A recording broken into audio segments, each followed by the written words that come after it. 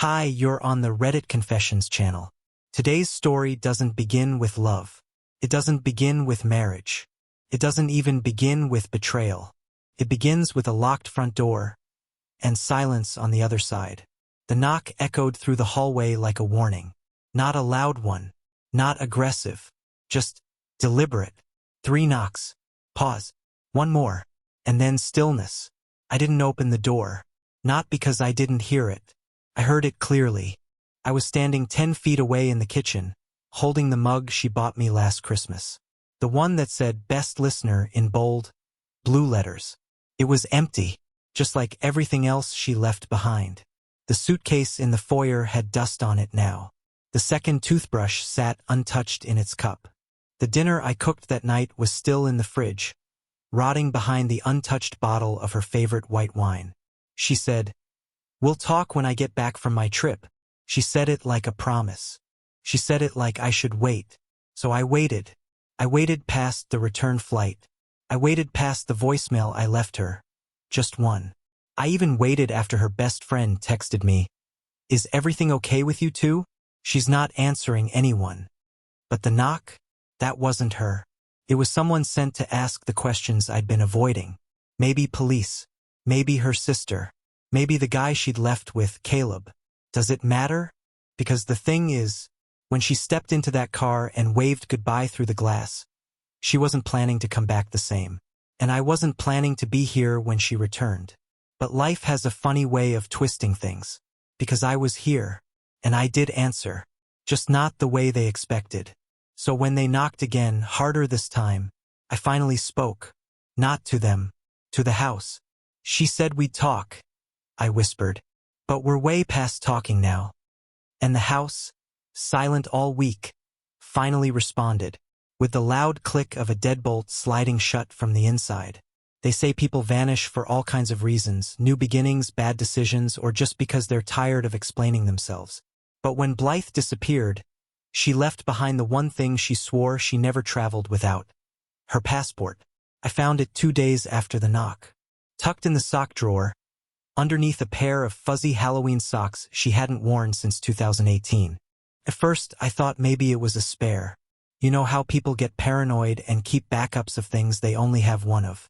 But then I remembered her saying, months ago, "God, if I ever lose this passport, I'm done."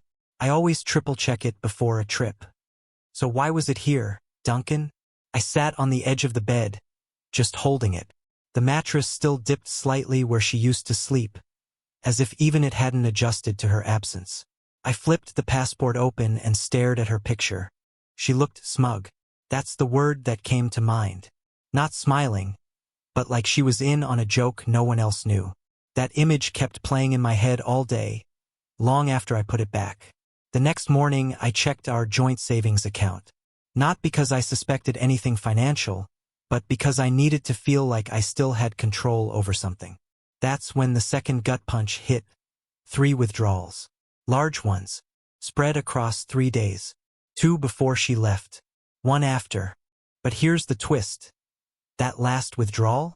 It was made in person. In town. 48 hours after she was supposedly already at the lake resort with her coworkers. I stared at the transaction receipt on my screen. Branch location, Evergreen Street. The one next to that little cafe she used to hate, the one with weak lattes and sticky tabletops. Why would she be there? I didn't sleep that night. I lay awake on the living room couch, watching the hallway, half convinced she'd walk through the front door and casually say something like, "You left the porch light on again." But the door stayed closed. Just like her phone line, her social media, her email. Nothing.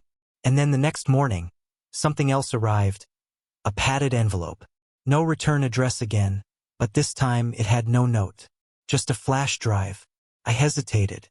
Plugging in unmarked flash drives wasn't exactly something I made a habit of. But I was beyond habits at that point. I was desperate. There were 3 files. All videos. I opened the first one.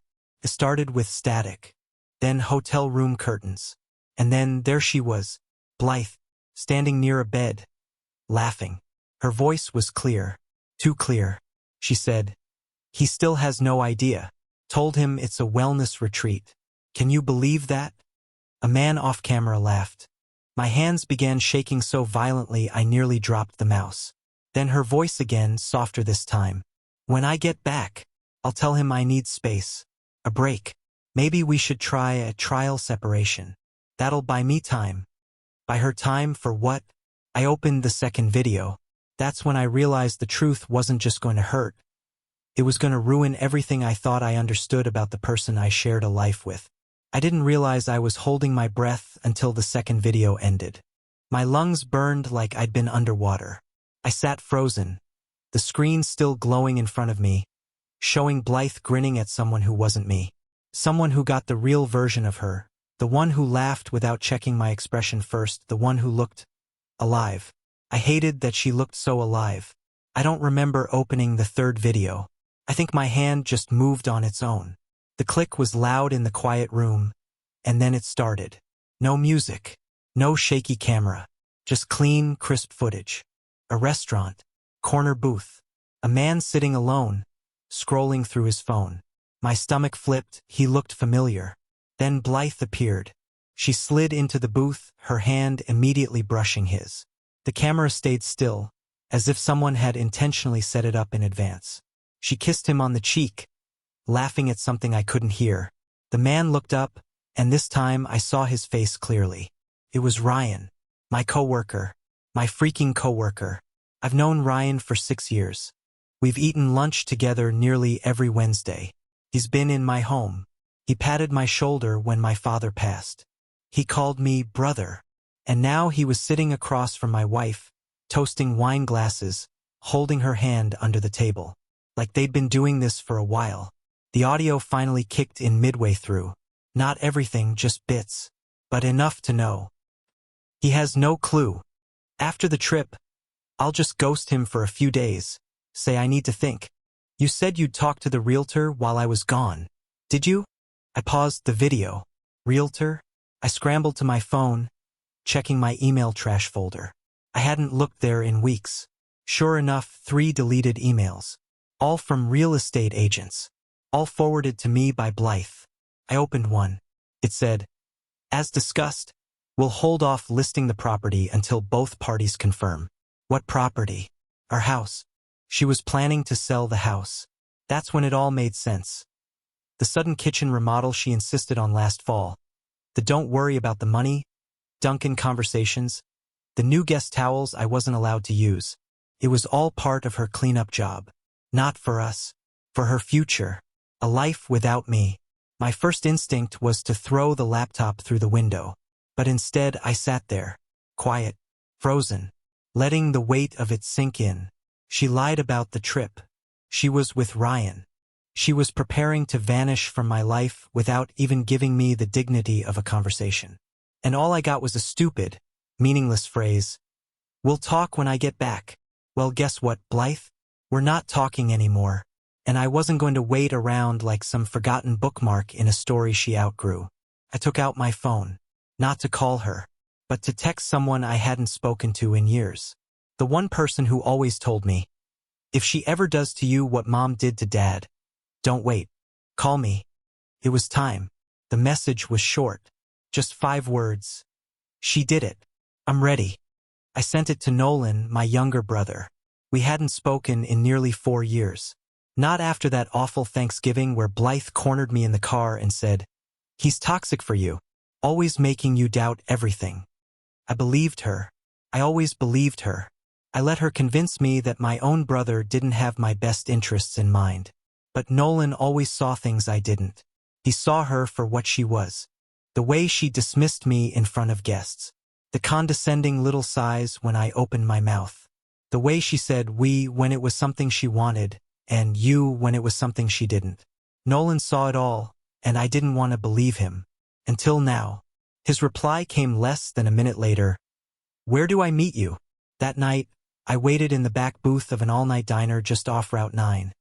The kind of place with sticky menus and coffee that tastes like burnt apologies. I was still wearing the same hoodie I'd thrown on after watching the videos. I hadn't eaten. Couldn't. My fingers tapped against the table without rhythm. Then the bell above the door jingled.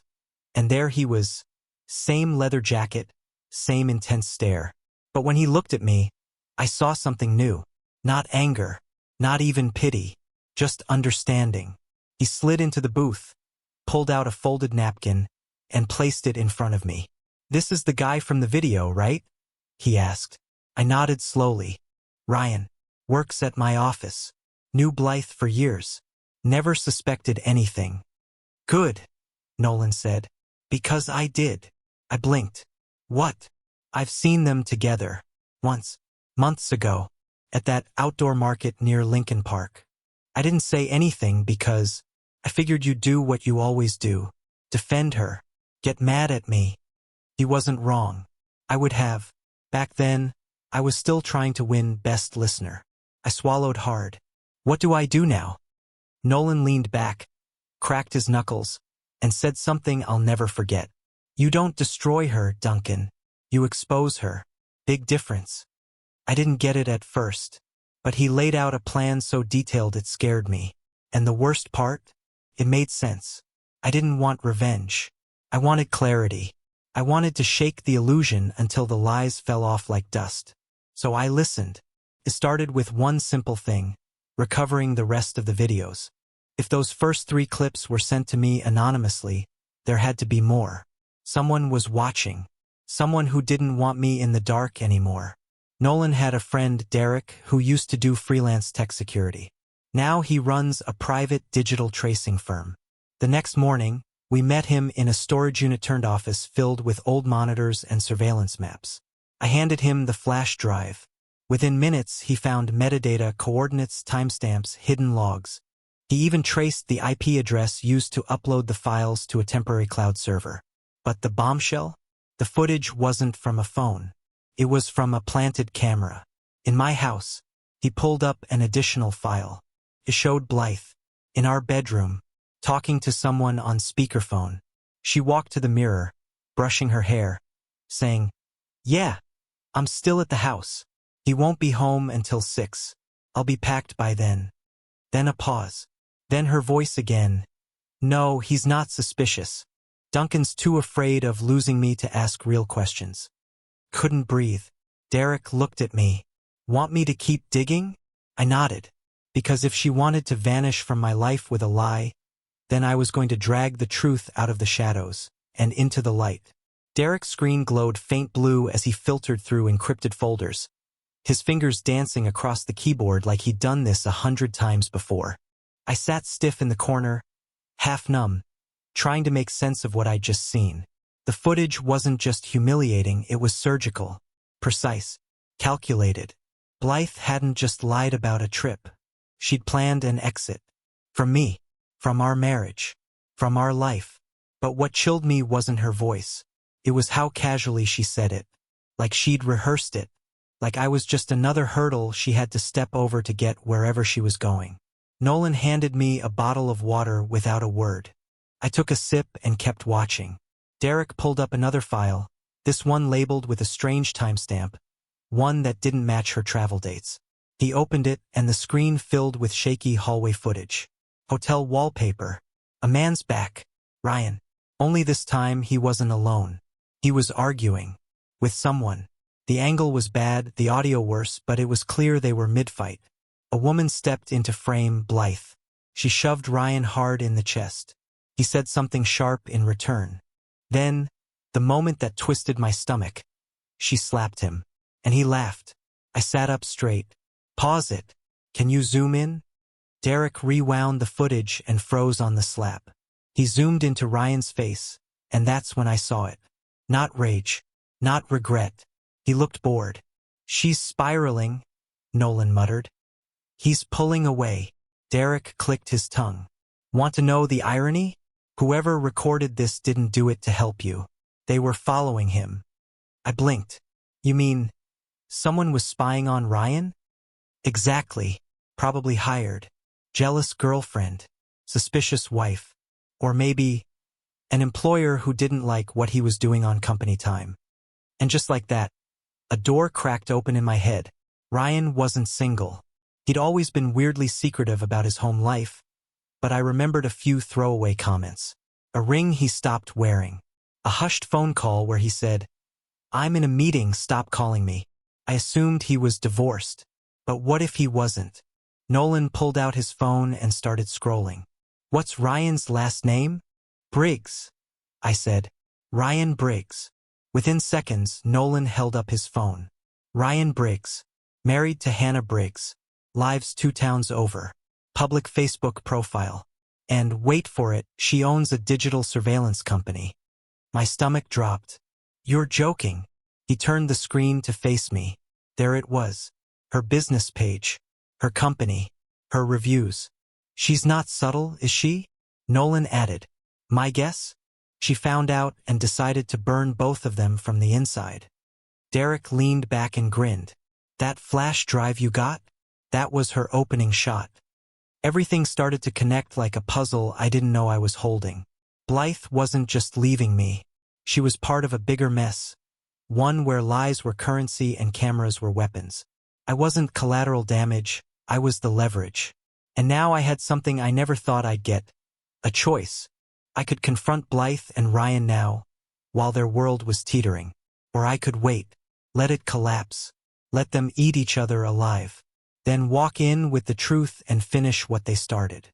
I looked at Nolan. "How fast can we find her?"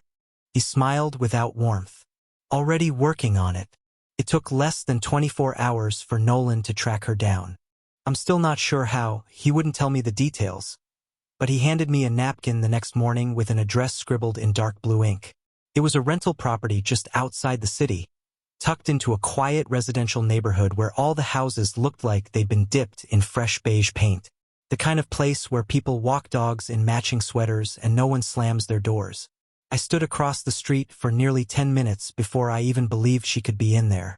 The house was 2 stories, with large windows and blinds that were mostly drawn. A silver SUV I didn't recognize sat in the driveway. Not hers. Not Ryan's. Maybe a rental.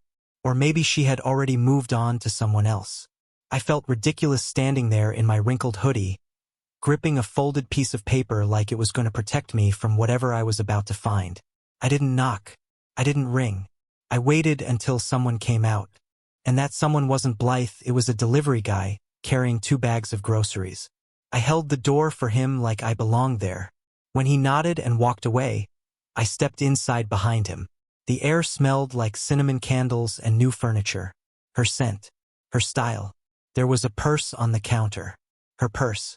A scarf I bought her last fall was hanging on the back of a dining chair. No photos on the walls yet, but the place was furnished, lived in, settled. And then I heard it. Upstairs. A drawer sliding. A door clicking shut. I moved carefully, avoiding the creaky floorboards. The staircase moaned beneath me, but I kept going. My heart was pounding so loud I thought she might hear it and run. The bedroom door was ajar. I pushed it open slowly. She was there, standing by a suitcase, her back to me, folding clothes. I didn't say her name. Instead, I looked around the room. There were 2 sets of toiletries on the bathroom counter. A bottle of cologne that definitely wasn't mine. A shaving kit. A watch on the nightstand. But Ryan wasn't here. At least not right now. Blythe turned and froze when she saw me. Her mouth opened, but no sound came out. And I said, calmly, "You left your passport." Her eyes widened slightly, then narrowed like she was calculating a response. "How did you? You said we'd talk when you got back." I cut in. "So I came to you instead." She laughed. A dry, bitter little sound. "You followed me? You've completely lost it." I pulled the flash drive from my pocket and tossed it onto the bed. Her face drained of color. "You've been followed too," I said. "Only difference is your tracker had better equipment." She didn't move. "I know about the hotel, the money transfers, the camera in our house. I even know Ryan's wife owns the company that recorded you." That got her. She flinched like I'd slapped her. "So unless you want this footage sent to everyone you work with, including your grant board," I added, "you're going to answer some questions. Truthfully. No more pretending." She sat down on the edge of the bed, suddenly looking smaller than I remembered. "It wasn't supposed to get this far." I stood still. "What does that mean?" She looked up at me, voice quiet. He was just supposed to be a distraction. I didn't respond. I just waited. Let her dig her own grave. But Ryan. He started talking about money. About how much we could make if we flipped the house and split it. He said he knew people who'd handle it quietly. He made it sound clean. I didn't think you'd figure it out this fast. This fast? I nearly laughed. You thought I wouldn't notice my entire life being sold out from under me? Her silence said everything. I didn't yell, didn't cry, just turned and started walking toward the stairs. Where are you going? She asked. To finish what you started, I said. Only this time, it's not your ending to control. I didn't go home. Couldn't. The house didn't feel like mine anymore. Every corner of it echoed with things I'd missed. Her quiet exits. Her manufactured fights over nothing. Her long showers where I now knew she was texting him. I drove around for nearly 2 hours without direction, replaying Blythe's expression again and again in my head. That moment when I tossed the flash drive onto the bed. Her mask cracked. I'd never seen her scared before. Not really. But this time, she wasn't in control of the narrative. And I wasn't the whiny, predictable husband anymore. I ended up at Nolan's place. He opened the door, saw my face, and didn't ask questions. Just pointed to the couch. I dropped into it like a broken puppet, the weight of the confrontation still dragging behind my ribs. I told him everything, what she said, how she framed it like it was just a financial opportunity. Like carving me out of my own life was a spreadsheet decision. Nolan didn't interrupt once, but when I finished, his jaw tightened. She's not finished, he said quietly. She's just regrouping. That hit harder than I expected. I wanted to believe that now that she'd been caught, she'd retreat, give up. But that wasn't Blythe. No, she'd probably already started planning how to flip the story, how to paint me as unstable, paranoid, maybe even abusive. She had the smile for it, the social capital. And I had what? One flash drive and a shaky sense of identity? We need to move faster, Nolan said. I don't want revenge, I muttered half to myself. He shook his head. This isn't revenge. This is survival. The next morning, I met with Derek again. This time, we weren't pulling videos, we were making one. Not a setup. Not anything illegal. Just documentation. A recording of me telling the whole story with dates, names, financial records, and the metadata Derek had preserved from the surveillance. A digital timestamp that proved I didn't tamper with anything. Then we went to the bank. I froze our joint accounts. She'd already siphoned off part of the savings, but the rest was untouched. For now. I printed the statements, added them to the folder. Then I called the real estate agent. The one Blythe had emailed behind my back. Hi, I'm Duncan Lockhart, I said. I believe my name is still on the property title for the listing you're holding. The pause was long. Yes, the agent finally said. We were waiting on final confirmation from both parties. Well, I said, you're going to keep waiting, because I do not approve the sale. In fact, I'll be reporting any attempt to list or close without my signed consent. I hung up before he could spin excuses. Back at Nolan's place, we put together a digital file. Everything I had, from her texts to the footage to her confession. I didn't know what I was going to do with it yet, but I knew one thing. Blythe no longer held the cards. And that's when Nolan said something that flipped the entire game on its head. You remember that guy in the video? He asked. Ryan, you sure that's his name? What? His real name. Because guess what? He doesn't exist in any public records as Ryan Briggs. I stared at him. What do you mean? I mean, whoever he is, he's using an alias. Probably for a reason. Which means Blythe's not just cheating. She's mixed up with someone who doesn't want to be found. Suddenly, this wasn't just about betrayal. It was about danger. Nolan was right. Ryan, or whatever his name was, wasn't real. Not in any public database, not on any employee records, not even in the company system he supposedly worked for. I ran background checks through 2 different sources. No driver's license. No tax filings. No birth record under the name he gave me at work. The man Blythe had thrown her life into wasn't just a cheater. He was a ghost. and she was tangled up in his illusion without a clue how deep it went. That realization shifted something in me. For so long, I thought I was the one left behind. The husband too fragile, too boring, too passive. But standing there with a folder full of truth and a digital trail proving every lie she told, I finally understood. This wasn't a story about being left. It was a story about what you do when you wake up and realize you've been sleepwalking through someone else's script. So I rewrote the ending. I didn't confront her again. I didn't need to. Instead, I mailed an envelope. One copy of the flash drive. One printout of her own email to the realtor. A note that reads simply, "You don't get to narrate this anymore." I left the house we once shared. Legally, it was still mine. But I didn't want it. Too many ghosts. I sold it properly this time, on my terms. I took the money and moved 3 states away, somewhere quiet, where no one knew my name and I could finally sleep through the night without wondering who she was texting in the shower. Last I heard, Ryan, real name unknown, had disappeared, vanished just like he arrived. Blythe filed a police report, tried to claim he defrauded her. But with no legal trace of who he even was, she had nothing to stand on. She'd built her escape plan on someone else's lie, and it collapsed in on itself. I didn't laugh when I found out. I just felt done. Free in a way I hadn't felt in years. These days I work remotely. I tend to my plants. I cook for myself real meals, not just frozen leftovers she used to criticize. I even adopted a dog. His name's Baxter. He doesn't lie, doesn't judge, just follows me from room to room like he knows I need someone loyal close by. Sometimes I still hear her voice in my head. The way she said, "We'll talk when I get back." She never imagined I'd be the one gone when she did. And that's the part no one ever tells you. Sometimes the best revenge is to rebuild quietly, disappear loudly, and live a life they'll never get to touch again. If you've made it this far, thank you for being part of this story. Tell us in the comments, what was the moment that shocked you the most? And what would you have done differently if you were in Duncan's shoes? Don't forget to like, share, and subscribe for more twists. You're watching Reddit Confessions.